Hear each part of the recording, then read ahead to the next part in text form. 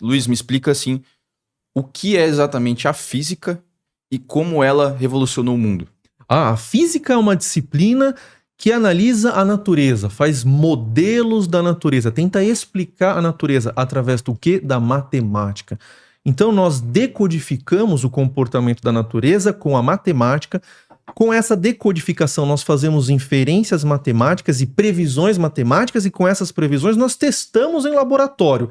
Se a gente conseguir fazer isso, tem um modelo matemático e uma previsão, nós temos uma teoria física. E se a teoria física fizer previsões confirmadas, aí é um modelo muito bom do universo, e aí melhora a nossa vida. Tá? Melhora como? Por exemplo, a primeira revolução industrial foi basicamente uma revolução da termodinâmica, uma aplicação da tecnologia térmica para motores, para locomotiva, para máquinas.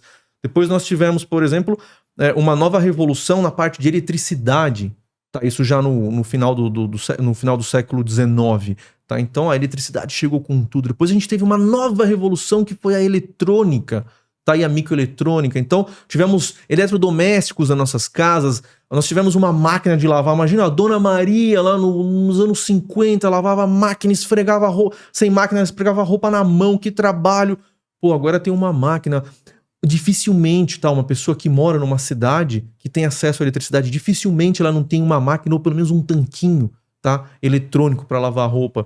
Depois nós tivemos os computadores nos anos 80, 90, chegou com a internet, uma nova revolução. Agora tem essa outra revolução que nós estamos vivendo, já estamos trabalhando com internet e IoT. E agora, meu amigo, quando a gente olha para o horizonte, é IA e computação quântica. Então a física está por trás de tudo isso. Ela é a camada mais baixa que vai carregar a tecnologia, os engenheiros, e vai mudar a nossa vida. E muda e molda a sociedade. Tá? Se você pegar, por exemplo, a sua avó, nem deve ter tomado vacina, porque não tinha na época dela. Sim. E assim, explica então onde que está a física nessas coisas, por exemplo, na máquina de lavar roupa e nessas coisas do dia a dia, assim, para o pessoal entender. A física, ela encontra os fundamentos dos mecanismos, dos dispositivos do universo. Por exemplo, então, na termodinâmica, nós temos a lei mais importante da física, que eu diria, que é a lei da conservação da energia. Tá? Essa é a lei 1 da termodinâmica. As leis são simples, a energia se conserva. Qual é a lei 0? A temperatura sai do corpo de mais quente para o corpo mais frio. Qual é a segunda lei de Newton? A lei da entropia. A entropia no universo sempre aumenta. Essas 3 leis são o suficiente para você montar uma máquina térmica. Tá? Aí vira um desafio de engenharia, mas você já monta um chuveiro, é isso.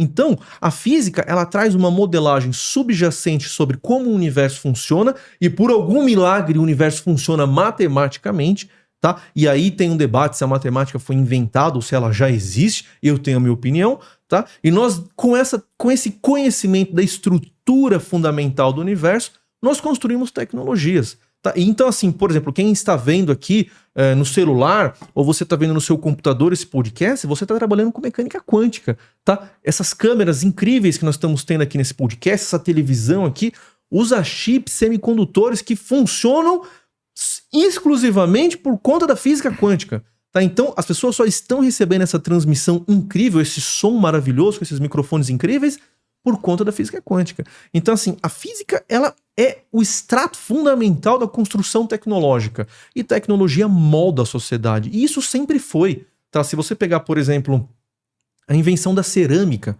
tá? Que já nossos antepassados já faziam isso há muito tempo, ela permitiu que a gente pudesse fazer comércio. Tá? Um produtor de azeite lá no Mediterrâneo queria vender o azeite dele para um amigo dele, não dá para vender o azeite carregando em estômago de ovelha. Você tem que colocar numa cerâmica, num jarro. Tá? Se você tem disponibilidade de estocar alimento, você pode fazer comércio.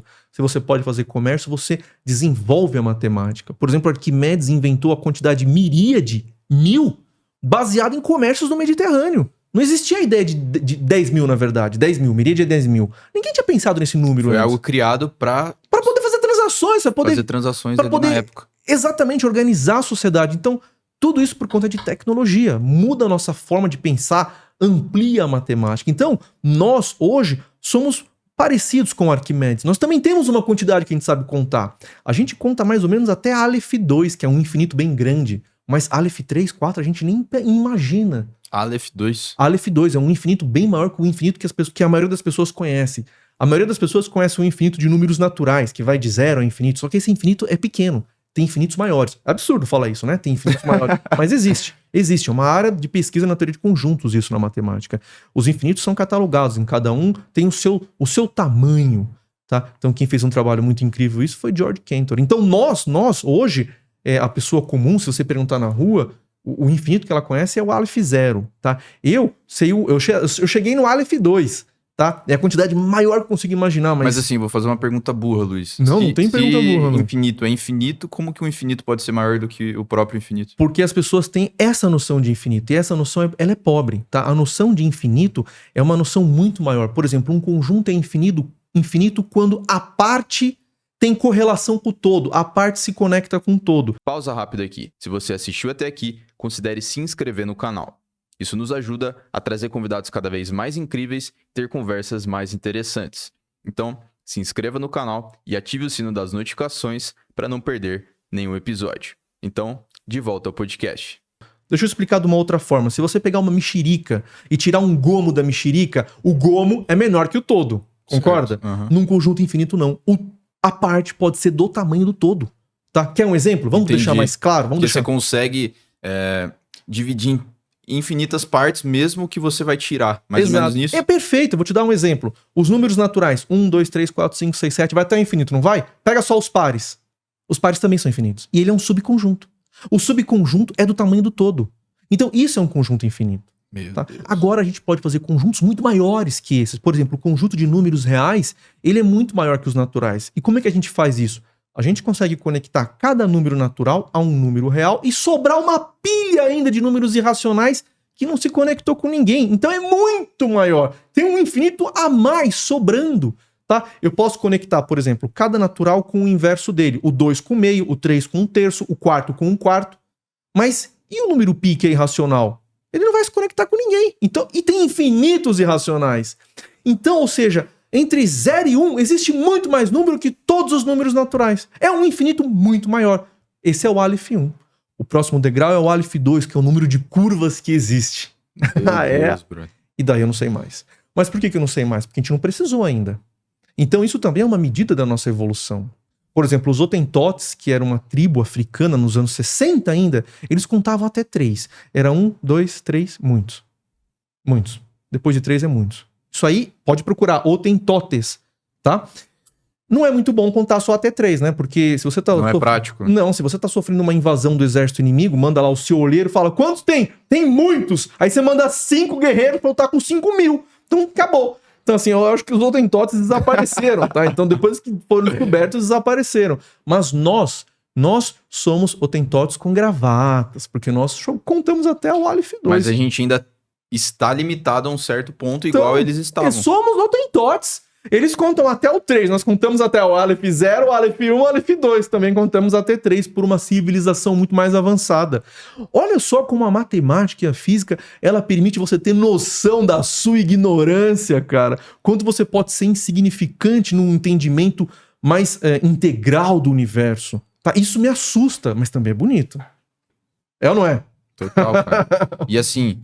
É louco a gente observar as coisas, né, Luiz? Como tudo é complexo, cara. Isso é uma coisa que me fascina muito.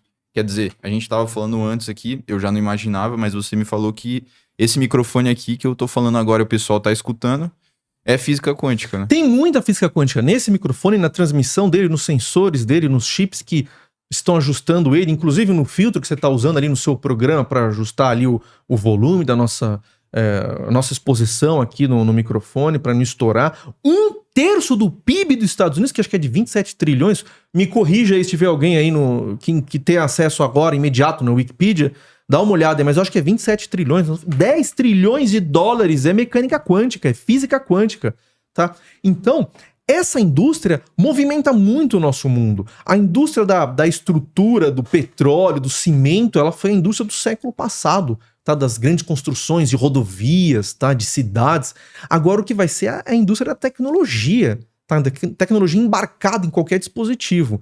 Então, tudo isso E como é que você embarca grande quantidade de tecnologia em dispositivos? Você tem que ter tecnologias que são cada vez menores, miniaturizadas, tá? Você tem um GPS no seu celular. Nos anos 2000, eu sonhava em ter um GPS. Eu vi um GPS, eu falo, nossa, imagina que legal ter um GPS, saber onde eu tô no mundo. Pô, eu tenho no meu celular. Por quê? Miniaturizou. Mas miniaturizou por quê? Por conta da física quântica. Tá, então, a tecnologia que nós vamos ter cada vez mais é coisas menores embarcadas num dispositivo cada vez menor com uma tecnologia abissal. Por exemplo, tá? esse microfone e essa tecnologia que a gente está utilizando aqui é assim, muitas vezes melhor do que o cinema na época 1920, por exemplo. Mas nem precisa ir tão longe. Qualquer programa de televisão dos anos 2000, a sua tecnologia, ou sua qualidade de áudio, de visual, supera o que tinha em qualquer televisão no Brasil, tá? Que está no mundo,